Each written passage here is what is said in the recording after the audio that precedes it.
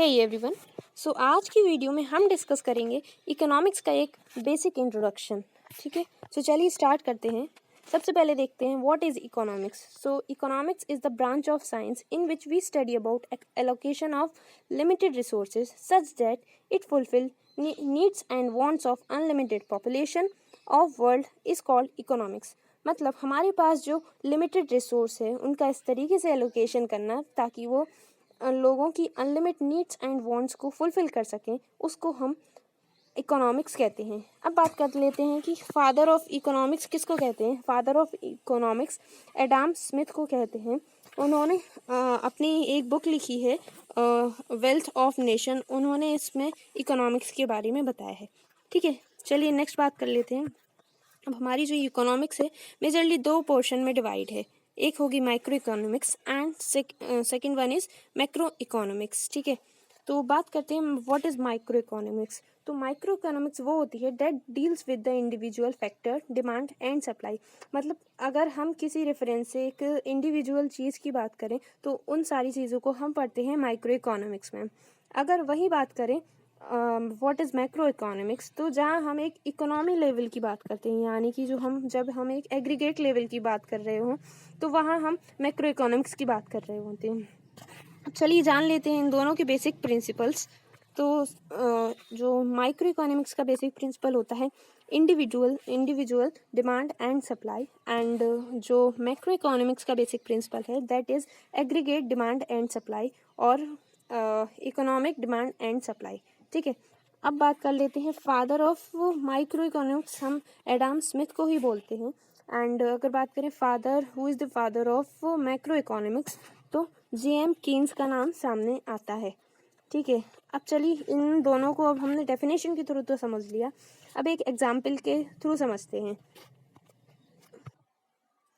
अगर मैं बात करूं एक कंपनी की जहां मैं किसी एक वर्कर से उसकी इनकम उसकी एक्सपेंडिचर पूछती हूँ, ठीक है, तो वो आ जाएगा माइक्रो इकोनॉमिक्स के अंदर। एंड अगर वही बात करें उस कंपनी की टोटल इनकम क्या है, सारे वर्कर्स की इनकम एंड एक्सपेंडिचर्स क्या है, तो वही बात करेंगे हम मैक्रो इकोनॉमिक्स की। ठीक है, सो आइए और देखते हैं।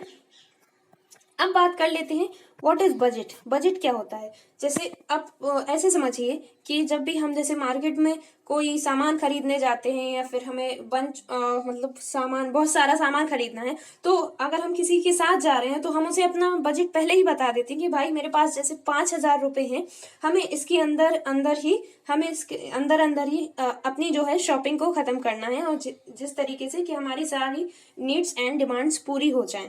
तो इसी तरीके से बजट क्या है, budget is an estimation of total income, यानी कि इनकम की हम यहाँ बात कर रहे हैं, रेवेन्यू इनकम की बात कर रहे हैं। अभी हम आगे बात करेंगे what is revenue income. So budget is the estimation of total income and expenditure of government for upcoming financial year। Means अब देखिए गवर्नमेंट का बजट क्या होता है, हर अपकमिंग फाइनेंशियल ईयर में, आने वाले फाइनेंशियल ईयर के लिए गवर्नमेंट अपना बजट निर्धारित करती है, यानी कि एक एस्टिमेशन रिलीज करती है कि उसकी टोटल इनकम एंड एक्सपेंडिचर आने वाले अपकमिंग फाइनेंशियल ईयर में क्या होगी, इसी को हम बजट कहते हैं। ठीक है, नेक्स्ट बात करते हैं कि ये जो बजट वर्ड है ना, हमारे कॉन्स्टिट्यूशन में एक्सेप्टेबल नहीं है। बजट वर्ड की जगह हम क्या यूज करते हैं, annual financial statement word use करते हैं, और ये चीज हमारे आर्टिकल 112 में लिखी गई है। ठीक है, अब बात करें कि फर्स्ट जो बजट है कब प्रेजेंट किया गया था, तो फर्स्ट बजट हमारा 18 Feb 1869 में प्रेजेंट किया गया था, और ये जेम्स विल्सन ने किया था। अगर बात करें कि इंडिपेंडेंट इंडिया का बजट कब रिलीज किया गया था, किसके द्वारा प्रेजेंट किया गया था, तो वो किया था डॉक्टर सन्मुखाम चिट्ठी के द्वारा। ठीक है, आई होप यू अंडरस्टैंड, यहाँ तक आपको सब क्लियर हो गया होगा। चलिए नेक्स्ट बात करते हैं इनकम की। ठीक है, तो इनकम क्या होती है, बेसिकली इनकम जैसे नॉर्मल वर्ड से ही समझ में आ रहा है कि अर्निंग्स होती हैं, तो यहाँ हम बात कर रहे हैं इकोनॉमिक्स में गवर्नमेंट की इनकम की। तो देखिए बेसिकली इनकम हमारी 2 टाइप्स की होती है, revenue income and capital income. ठीक है, अब बात करें कि व्हाट इज रेवेन्यू इनकम। तो रेवेन्यू इनकम एक ऐसी इनकम होती है कि देखिए, एक ऐसी इनकम होती है जिससे हमारे ऊपर जो हमारी जो कर्ज है, कर्ज ना बढ़े, और जो हमारी प्रॉपर्टी है, जो हमारी संपत्तियां हैं वो भी कम ना हो। ऐसी इनकम को हम कहते हैं रेवेन्यू इनकम। देखिए, आइए यहाँ पढ़ते हैं। Income, revenue income is that income that doesn't increase financial liabilities. Financial liabilities यानी कि कर्ज, जो हमारे ऊपर आर्थिक कर्ज हो गया वो इंक्रीज ना करें, और डिक्रीज एसेट्स, एसेट्स जो हमारी परिसंपत्तियां हैं उसे भी कम ना करें। ऐसी इनकम को हम कहते हैं revenue income. For example, earning by providing service. जैसे मैंने किसी के यहाँ काम किया, मैं कोई सर्विस कर रही हूँ, जैसे मैं किसी कंपनी में जॉब कर रही हूँ, तब मुझे जो इनकम मिल रही है वो कौन सी इनकम हो जाएगी? Revenue income. बिकॉज ये तो ना, तो मेरे ऊपर ये जो आने वाली इनकम है ये तो ना मेरे ऊपर कर्ज भी नहीं बढ़ा रही है, ना मेरी कोई प्रॉपर्टी को कम कर रही है। ठीक है, मान लीजिए मैं देती हूँ अपना कोई रूम किराए पर, ठीक है, गिव बिल्डिंग ऑन रेंट, या फिर मैं रूम, या फिर जैसे स्कूल पर्पज, स्कूल या कंपनी पर्पज के लिए मैं अपनी कोई बिल्डिंग को रेंट पर देती हूँ। तो ये, और उससे कमाई जाने वाली इनकम जो मेरे पास आएगी वो कौन सी इनकम हो जाएगी? Revenue income. ठीक है, क्योंकि इससे ना मेरी कोई फाइनेंशियल लायबिलिटी इंक्रीज हुई और ना ही कोई एसेट्स डिक्रीज हुए ना। अब बात कर लेते हैं कैपिटल इनकम की। कैपिटल इनकम एक ऐसी इनकम होती है जो हमारी फाइनेंशियल जो लाइबिलिटीज हैं, यानी कि जो कर्ज है उसको इंक्रीज कर दे, या फिर हमारी जो एसेट्स हैं, जो परिसंपत्तियां हैं उनको डिक्रीज कर दे। इस तरीके की इनकम को हम बोलते हैं कैपिटल इनकम। ठीक है, आइए एक एग्जाम्पल से समझते हैं। जैसे अर्निंग बाय टेकिंग लोन। जैसे मैं किसी से लोन लेती हूँ, जैसे मान लीजिए मैंने बैंक से लोन लिया, अब मैं किसी रेट पे मैं लोन लूंगी, तो ये क्या है, लोन मेरे ऊपर क्या है, एक कर्ज की तरह है। अर्निंग तो हो गई, उस टाइम पे तो अर्निंग लगेगा कि हाँ मेरे पास पैसा आ गया, लेकिन उस अर्निंग ने मेरे ऊपर क्या बढ़ा दिया? कर्ज बढ़ा दिया। तो ऐसी इनकम को बोलेंगे हम कैपिटल इनकम। दूसरे एग्जाम्पल से समझते हैं कि जो सेलिंग ऑफ ओन ज्वेलरी। जैसे मेरे पास कोई ज्वेलरी है, मैं उसको बेच देती हूँ, और मेरे पास उसको बेचने के बाद जो मुझे पैसे मिलते हैं, तो वो भी एक मेरे लिए एक तरीके की इनकम हो गई। लेकिन क्या हुआ कि मेरी जो परिसंपत्तियां हैं, जैसे मेरी जो प्रॉपर्टी थी, प्रॉपर्टी हो गई, या फिर हमारी कोई भी चीज अगर हम बेच के कमा रहे हैं, तो उस तरीके की इनकम को हम क्या कह देते हैं? कैपिटल इनकम कहते हैं। I hope you understand, all things will be clear to you. ठीक है, नेक्स्ट बात कर लेते हैं हम। ओके, एक्सपेंडिचर की बात करते हैं। अब देखिए, इनकम और एक्सपेंडिचर अपने आप में ही अपोजिट टर्म्स हैं। इनकम मीन्स जो हमारी अर्निंग है, एंड एक्सपेंडिचर मीन्स हो जाती है जितनी हम स्पेंड कर रहे हैं, मीन्स खर्चे हमारे जितने हैं। अब देखिए, अगर बात करें हम अपना कर्ज कम करना चाहते हैं, ठीक है, मान लीजिए हम अपना कर्ज कम करना चाहते हैं, तो हमें क्या होगा? अपनी पॉकेट से एक्सपेंड करना पड़ेगा, मीन्स एक्सपेंडिचर करना पड़ेगा। मीन्स हमें, जैसे हमने कभी किसी से लोन लिया, ठीक है, अब हमें उसका जो अमाउंट हमने उससे लोन लिया, तो हमें वो कभी ना कभी तो वापस करना ही पड़ेगा। तो जब हम वापस करेंगे तो हमारी पॉकेट से ही जाएगा, और ये क्या हो जाएगा? एक तरीका एक्सपेंडिचर। एक्सपेंडिचर तो होगा, खर्च तो होगा, लेकिन क्या होगा? हमारा लोन उससे कम हो जाएगा, या फिर सॉरी, कर्ज जो हमारी डेप्ट है या फिर लाइबिलिटीज है वो कम हो जाएंगी। मीन्स जब हम expenditure is inversely proportional to liabilities और डेप्ट। ठीक है, नेक्स्ट बात करें, expenditure is directly proportional to assets. अब देखिए, हम एसेट्स मीन्स प्रॉपर्टी, हमारी जो भी हम, जैसे जब जितना ज्यादा हम एक्सपेंड करेंगे उतना ज्यादा हम चीजें अपने पास खरीद सकते हैं। जैसे हमने पैसे दिए और उससे कोई लैंड खरीदी, या फिर कोई ज्वेलरी मैं परचेज कर रही हूँ, तो उससे क्या है? हमारी एक्सपेंडिचर तो ज्यादा हो रहा है, लेकिन हमारी प्रॉपर्टी इंक्रीज कर रही है। ठीक है, आइए नेक्स्ट बात करते हैं अब टैक्सेस की। टैक्सेस बेसिकली क्या होता है? It is a compulsory amount of money given to government as its income. अब देखिए, जो टैक्सेस होते हैं इन गवर्नमेंट की इनकम का मेजर सोर्सेज होते हैं। ठीक है, तो टैक्सेस को हम, और ये होते हैं उन वर्कर्स के लिए कंपल्सरी होते हैं जिनकी कोई अर्निंग्स हो रही होती है। ठीक है, अब बात करते हैं what are the major types of taxes. There are majorly two types of taxes, these are direct taxes and indirect taxes.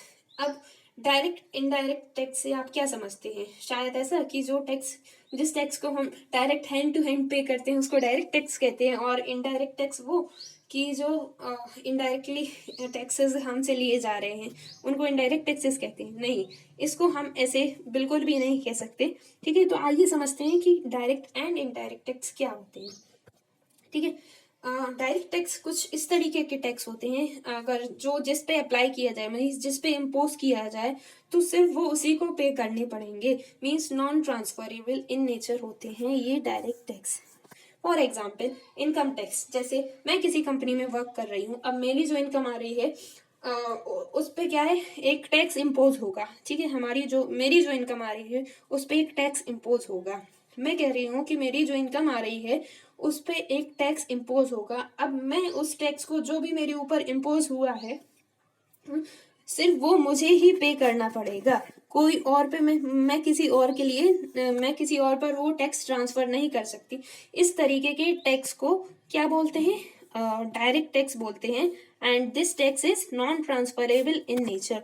तो डायरेक्ट टैक्स को हम कैसे डिफाइन करेंगे, the tax which is imposed on someone will be given by him only and this is non and the tax which is non transferable in nature is called direct tax. ठीक है, for example income tax and corporate tax. ठीक है, next बात करें कि indirect tax, taxes that are imposed on someone या फिर service provider. जो इनडायरेक्ट टैक्स है, जो लोग सर्विस प्रोवाइड करते हैं, जैसे में हम किसी होटल में गए या फिर किसी अम्यूजमेंट पार्क में जा रहे हैं, तो उन लोगों को भी टैक्सेस पे करने पड़ते हैं।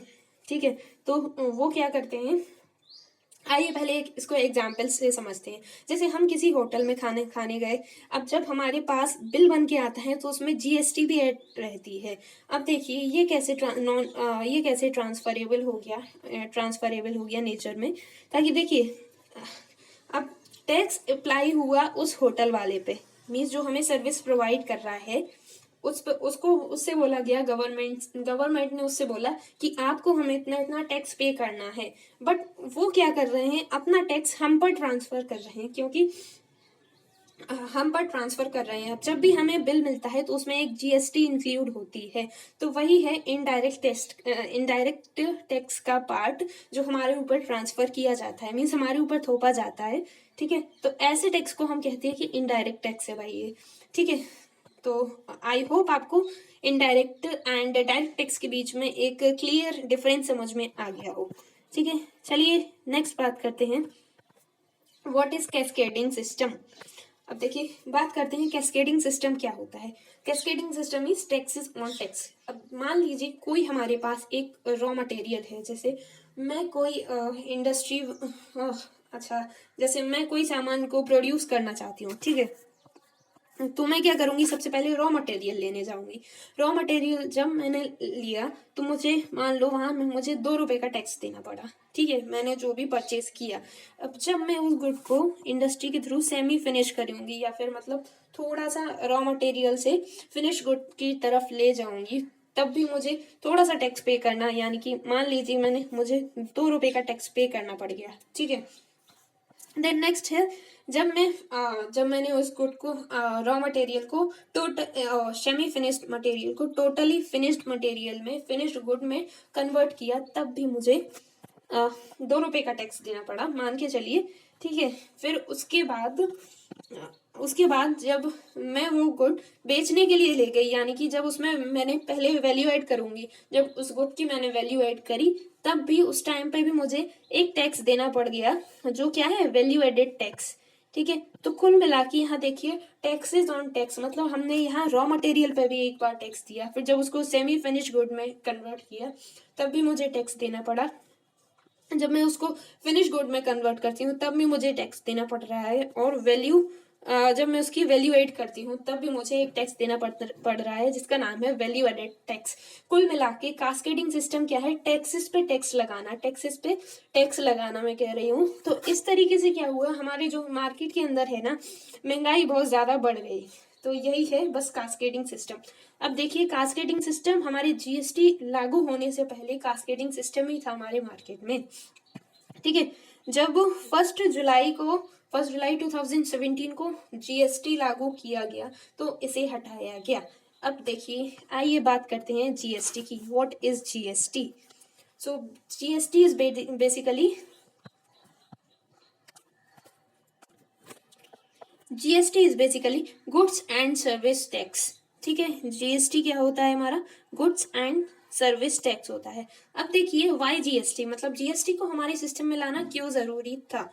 तो क्या था हमारे जो जब हम जीएसटी को हमारे मार्केट में लाना इसीलिए जरूरी था क्योंकि हमारे मार्केट में जो टैक्सेस लग रहे थे उनकी यूनिफॉर्मिटी नहीं थी। So to bring uniformity in the market means एक वस्तु एक देश एक कर, मतलब एक कॉमन टैक्स इम्पोज कर दिया गया जैसे हम जीएसटी के नाम से जानते हैं। इसलिए मार्केट में जीएसटी लाया गया। ठीक है, और दूसरा जो मेन मोटिव था to remove cascading system means जो हमारे रेट पे रेट बढ़े जा रहे थे, टैक्स पे टैक्स लगाकर बेचा जा रहा था सामान, तो इससे क्या था मार्केट में जो भी सामान है वो बहुत ज्यादा महंगाई बढ़ रही थी, इसलिए जीएसटी लाया गया। अब ठीक है, अब बात कर लेते हैं रेट्स ऑफ जीएसटी। ठीक है, रेट्स ऑफ जीएसटी, रेट्स कितने मेनली पांच तरीके के रेट्स हमें देखने को मिलते हैं। मीन्स कितने दर पे कितने परसेंट पे जीएसटी लगाया जाता है। तो बेसिकली 0, 5, 12, 18 एंड 28%, ये होते हैं हमारे 5 major inclusive rates of GST. ठीक है, बात करें अगर एक्सक्लूसिव रेट्स की तो एक होता है 2.5% एंड एक होता है 3%। 2.5% प्रेशियस स्टोन्स खरीदने पर लगता है, जैसे हम डायमंड परचेज कर रहे हैं तो उस पर 2.5% ऑफ जीएसटी लगेगी। अगर हम कोई प्रेशियस मेटल जैसे कि गोल्ड, प्लेटिनम, सिल्वर, ये सारी चीजें खरीद रहे हैं तो उस पर 3% की जीएसटी लगेगी। ठीक है, नेक्स्ट बात करें कि अब मैंने आपको ऐसा बताया कि जीएसटी मार्केट में लाया गया क्योंकि कास्केडिंग सिस्टम को हटा सके, क्योंकि महंगाई को हटा सके। लेकिन इससे मतलब जो सोच के जीएसटी लागू किया गया था कुछ ऐसा ज्यादा खास हम इससे ये नहीं कह सकते कि मार्केट में महंगाई कम हुई। ठीक है, अब महंगाई तो शायद इसलिए कम नहीं हुई क्योंकि जो इंडस्ट्री वाले लोग हैं उन्हें क्या है, कमाने की आदत पड़ गई थी। अब उन्होंने सोचा जो अर्निंग आने लगी है तो उसे क्यों कम किया जाए, तो इसलिए उन्होंने क्या किया। अब देखिए जैसे वो रॉ मटेरियल ला रहे थे, मान के चलिए जो वो रॉ मटेरियल, अब जैसे जीएसटी आने से कास्केडिंग सिस्टम तो हट गया कि अब हमें बार बार ये टैक्स नहीं देना पड़ेगा। ठीक है, लेकिन अब वो जो इंडस्ट्री मेकर्स हैं वो क्या बोलते हैं कि अब जो सामान हम जैसे जो सामान मान लीजिए मैं 100 रुपए का कोई सामान ला रही थी पहले raw material as a raw material, तो अब वो उनका कहना ये है कि अब हमें वो सामान ही 110 रुपए पे मिल रहा है। मीन्स उसमें हम कोई अलग से टैक्स नहीं लगा रहे हैं, टैक्स नहीं लग रहा है उन सामान पे, लेकिन हमें वो सामान ही जो रॉ मटेरियल था वो हमें खुद उनके रेट बढ़ गए हैं तो हमें खुद ही इंक्रीज रेट पे वो हमें मिल रहा है। इसलिए सामान के जो रेट्स है मार्केट में, जो रेट्स हैं वो एज इट इज हैं, उनमें कोई मेजर चेंज देखने को नहीं मिला है। चलिए नेक्स्ट बात करते हैं हम। ठीक है, next is how GST applied. ठीक है, हाउ जीएसटी अप्लाइड, किस तरीके से मार्केट में जीएसटी किस तरीके से अप्लाई होती है, आज हम इसके बारे में पढ़ेंगे। ठीक है, चलिए बात सबसे पहले देख लेते हैं कि जो ट्रांजैक्शन होता है, ट्रांजिशन नहीं है, ट्रांजैक्शन है। ठीक है, ट्रांजैक्शन मीन्स लेन देन है। अब देखिए दो तरीके से हो सकता है, एक होता है एक इंटर स्टेट हो सकता है और एक होता है इंटर स्टेट, एक होता है इंट्रास्टेट। अब इंट्रा स्टेट ट्रांजिशन, ऐसा ट्रांजिशन मीन्स ऐसा लेन देन होता है जैसे मान लीजिए मैं हमारे उत्तर प्रदेश में ही कोई सामान बन के उत्तर प्रदेश में ही बिक रहा है तो उसे बोलेंगे हम इंट्रा स्टेट ट्रांजिशन। एंड अगर कोई सामान जैसे उत्तर प्रदेश में बन के और केरला में बिक रहा है तो उसे हम बोलेंगे inter state transition. I hope you understand. ठीक है, अब देखते हैं इन दो टाइप्स के ट्रांजेक्शन के बेसिस पे अलग अलग टाइप से हमें टैक्सेस पे करने पड़ते हैं। मीन्स जीएसटी भी हमें दो टाइप से पे करनी पड़ती है। ठीक है, अब देखिए बात करें अगर इंट्रा स्टेट ट्रांजेक्शन की, तो इंट्रा स्टेट ट्रांजेक्शन में हमें क्या है, जो जीएसटी पे करनी पड़ती है वो हमें मान लीजिए हम जैसे 100 रुपये, मान लीजिए हम 100 रुपये एज अ GST दे रहे हैं किसी फिनिश्ड गुड पे, तो हमें हाफ मीन्स उसका 50 रुपये देना पड़ेगा स्टेट को, स्टेट गवर्नमेंट को, एंड जो उसका 50 रुपये जाएगा वो जाएगा सेंट्रल गवर्नमेंट को, यानी कि 50-50 या हाफ हाफ में डिवाइड होती है। इंट्रा स्टेट की कंडीशन, इंटर स्टेट ट्रांजिशन की कंडीशन में हम क्या करते हैं, जो GST है हाफ हमें देनी पड़ती है अपनी स्टेट को जिस स्टेट में गुड्स प्रोड्यूस हुआ है, एंड बाकी जो हाफ होता है, ½ % ऑफ GST हमें देना पड़ता है सेंट्रल को, मीन्स तो इनको बोलते हैं हम central GST means SGST, and sorry state GST means SGST, and central GST means CGST। ठीक है, बात करें व्हाट इज IGST। अब IGST मैंने यहाँ क्यों टर्म लिखा, क्योंकि IGST होता है इंटीग्रेटेड GST। अब देखिए इंटीग्रेटेड GST का मतलब होता है state GST plus central GST। ठीक है, अब देखिए, अब ये तो हो गया बहुत सिंपल सी बात कि इंटर स्टेट में हमें क्या है, सीधा सीधा GST स्टेट और सेंट्रल के बीच में हाफ हाफ डिवाइड कर देना है। ठीक है, नेक्स्ट बात करें अगर इंटर स्टेट में किस तरीके से वो GST हम पे करते हैं, तो बात करें तो यहाँ हमें एक इंटीग्रेटेड GST पे करनी पड़ती है, यानी कि integrated GST means sum of central GST means CGST plus SGST। तो ये दोनों GST हमें यहाँ पे करनी पड़ती है, जो एक जगह ही हमें केवल सेंट्रल को देनी पड़ती है। फिर ये डिपेंड सेंट्रल के ऊपर करता है कि कितना % वो स्टेट्स के साथ इसको शेयर करेगी।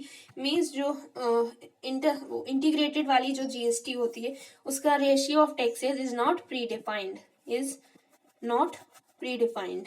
पहले से जैसे इंट्रा स्टेट में हमने हाफ हाफ पहले से ही डिफाइन करके रखा है कि हाफ उस स्टेट को मिलेगी जहाँ प्रोड्यूस हो रहा है गुड्स, एंड बाकी हाफ है वो सेंट्रल के पास जाएगी। अब इंटर स्टेट में बात करें तो यहाँ जो स्टेट की बात करी गई है ये वो वाली स्टेट को मिलेगी GST, इसको जहाँ पे अपना गुड्स सेल किया जा रहा है। जैसे उत्तर प्रदेश में बना और केरला में बिका, तो केरला की गवर्नमेंट को, केरला की स्टेट गवर्नमेंट को हमें ये GST पे करनी पड़ेगी। ठीक है, चलिए नेक्स्ट बात करते हैं। नेक्स्ट बात करते हैं, ये देखिए मोस्ट इम्पॉर्टेंट है यहाँ, बिफोर GST। ठीक है, जब GST हमारे उस पर हमारे मार्केट में लागू नहीं हुई थी तो क्या हुआ था, तब क्या होता था। तो जब इंट्रा स्टेट ट्रांजेक्शन की बात करें तो हमें क्या पे करना पड़ता था, वैल्यू एडेड टैक्स पे करना पड़ता था, जो कि एक स्टेट गवर्नमेंट का टैक्स था। अगर बात करें जब कोई इंटर स्टेट ट्रांजेक्शन होता था तो हमें एक सेल्स टैक्स गवर्नमेंट को पे करना पड़ता था, जो कि एक सेंट्रल गवर्नमेंट का टैक्स है। ठीक है, नेक्स्ट बात करते हैं GST free products, means 4 major GST free products बताए गए हैं, जो हैं petroleum, electricity, alcohol and E states.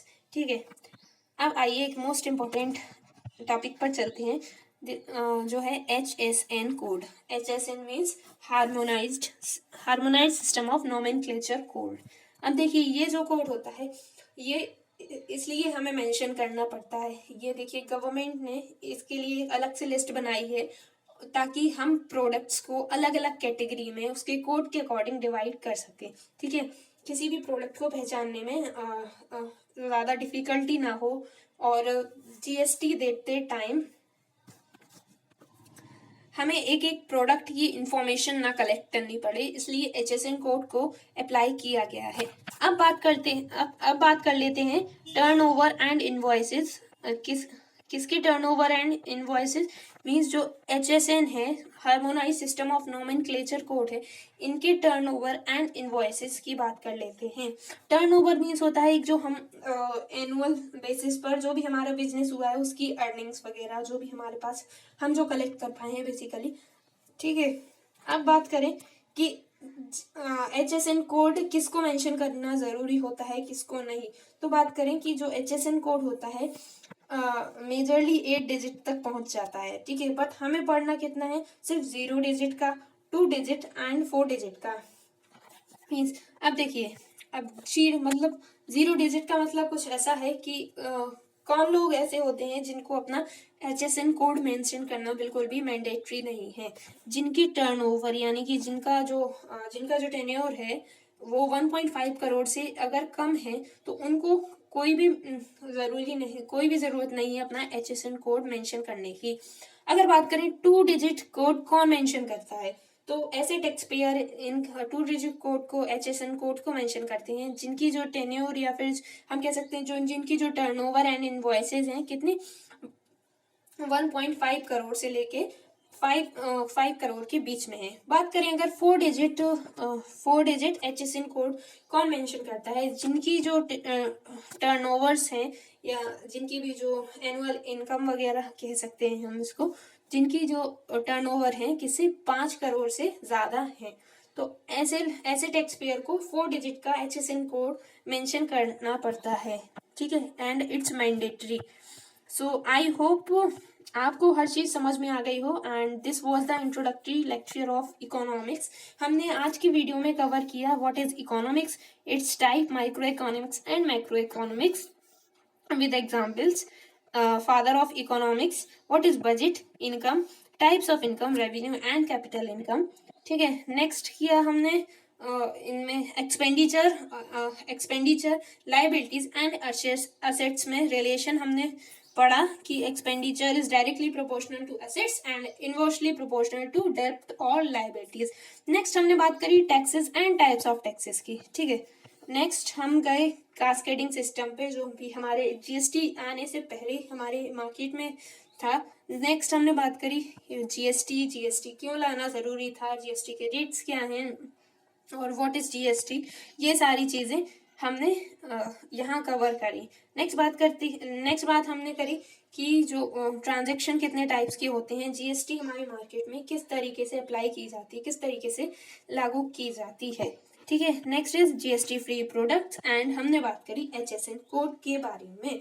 अब ठीक है, this was all about today and आपको मुझे कमेंट सेक्शन में ये बताना है कि GST डे कब सेलिब्रेट किया जाता है, हमारे जो कौन से मंथ में एंड किस डेट पर सेलिब्रेट किया जाता है GST day. So I hope आपको सब समझ में आया हो एंड थैंक्स फॉर वॉचिंग।